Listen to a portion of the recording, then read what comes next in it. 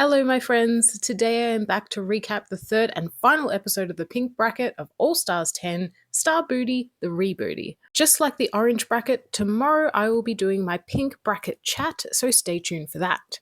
There is much to cover, so let's get into it. The queens walk back into the workroom after Mistress and Georges's double win lip sync. In my opinion, the double win is the most rigoury from production so far, but we'll circle back to that later. Kerry is determined to score at least 1 point before her time is up, and Tina expresses how unhappy she is with how things went down last week. Thanks to Mistress's and Georges's manipulations, it's made it that much harder for the others to get ahead. So Nicole gives her MVQ point to Kerry, and Tina gives her point to Nicole. Now everybody has a point. Upholding her end of the bargain from last week, Kerry gives her point to Lydia and gets one in return. This time, it's Tina Burner who graces us with the face crack of the century. She believed that her and Lydia had an alliance. And this is not the last we hear from Tina about this situation.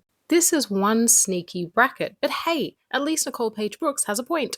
So it's a new day in the workroom, and the drama continues around the table. Tina says she now feels differently about Lydia after seeing her play the game. She says she wants it to be a fair fight, and Lydia responds by saying it wasn't personal, it's just a game. Mistress does her trademark thing of stirring the pot. She says that Tina and Lydia were planning on doing the same thing as her and Georges, but Tina says, no, I didn't even consider that. You brought that up, not me. I love how Mistress says, where are the receipts? And then it just cuts to that moment in Untucked where she spills the receipts. I love her. You can never make me hate Mistress Isabel Brooks. So at that moment, RuPaul enters the workroom and says that for the final maxi challenge for the pink bracket, the queens will be putting on a rusical. Ru says it will be a homage to a film that she starred in many moons ago, Starbooty, but this one will be titled Starbooty, the Rebooty, and RuPaul will reprise her role as Starbooty. The queens themselves will need to assign their own roles. She also said it's still anyone's game, and I was like, is it?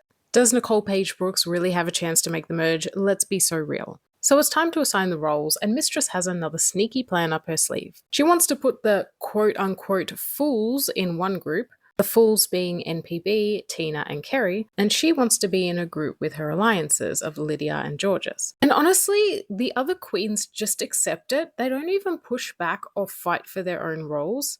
They just let Mistress run the show. You can say what you want about Mistress, but her fellow sisters let her mastermind the entire pink bracket. And at that point, I'm just like, well, it's sort of on you that you didn't make the merge. The queens get to record their vocals with Leland, and Nicole Paige Brooks tries to sabotage Mistress by yawning during her recording. That was so funny to me because it really did nothing. They also have to work with choreographer and special guest judge of the week, Adam Schenkman, and poor MPB is struggling to find the groove. Guys, she's in her 50s, she's a parent, what can we expect from Nicole Paige Brooks? I'm sure Tempest du Jour would fare the same. On Elimination Day, Tina continues to reiterate that playing fair should be the only way to play the game. And I don't agree.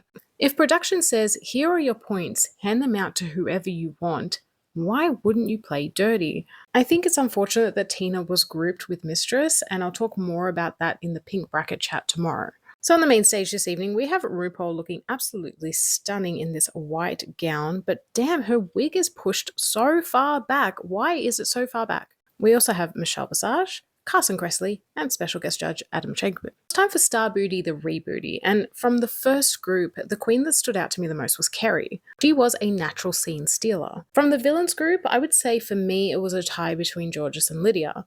I think Mistress did okay, but she doesn't always look totally interested or invested in what she's doing. It's just something about the face. Overall, I think this was a pretty fun musical. It was really action-packed. Like, there was a twist and a turn. There were some decent songs in there that were quite catchy. The choreography was good.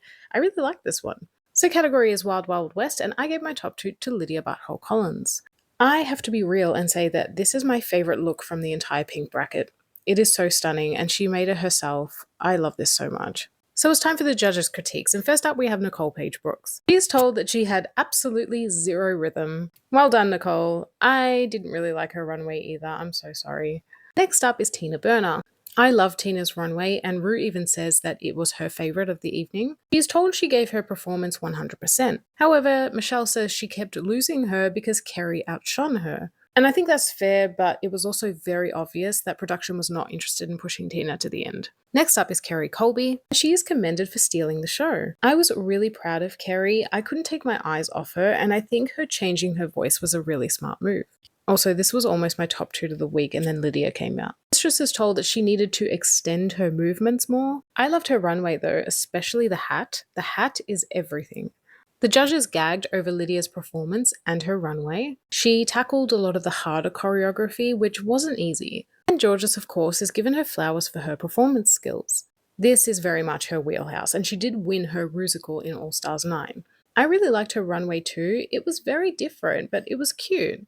Back on the main stage, the top 2 are Lydia and Georges. And I do agree, but I also think Kerry was robbed a little bit. We aren't in orange bracket territory anymore. There is riggery in the air. The girls lip-synced to Texas Hold'em by Beyonce, and Georges ate it up. She was Cowboy Carter on that main stage. She ends up winning, and I agree. So it's time to hand out the final MVQ points. And at this stage, we have Georges on 7.5, Lydia with 6, Mistress with 4.5, Kerry and Tina have 2 points each, and Nicole only has 1. So this is where it gets gaggy. The show is gunning for another Emmy, I swear.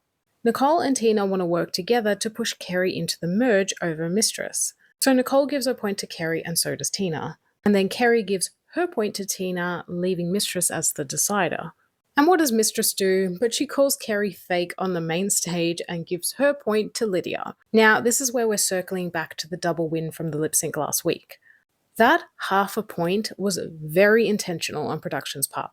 It gave them the opportunity to push either Mistress or Georges or both into the merge. If it weren't for that half a point, things could have gone very differently. And honestly, why would Mistress give her point to Kerry anyway? She still wouldn't have had enough to make it through, and that still ensures that Mistress makes it to the merge because she's got that half point. And so this means that Georges, Mistress, and Lydia have made the merge. And the other 3 queens have a chance to return later in the wildcard lottery. And so, my friends, that is it for the pink bracket. We are now moving on to the 3rd and final bracket of All Stars 10, the purple one. And prepare yourselves because we're in for a bumpy ride. Let me know what you thought of this episode, the runways, the Rusical, the final MVQ point handing out ceremony. As mentioned earlier, I will be uploading my pink bracket chat tomorrow. I'm going to dive more deeply into the entire pink bracket and the 3 episodes that we saw, including the strengths and weaknesses of the pink bracket, my All Stars vs. Original season with Tina, Kerry, and Nicole. And I'm going to talk about whether the spoilers that I learned pre-season ended up aligning with what actually happened. So give me all the tea, and I'll be back tomorrow with the pink bracket chat.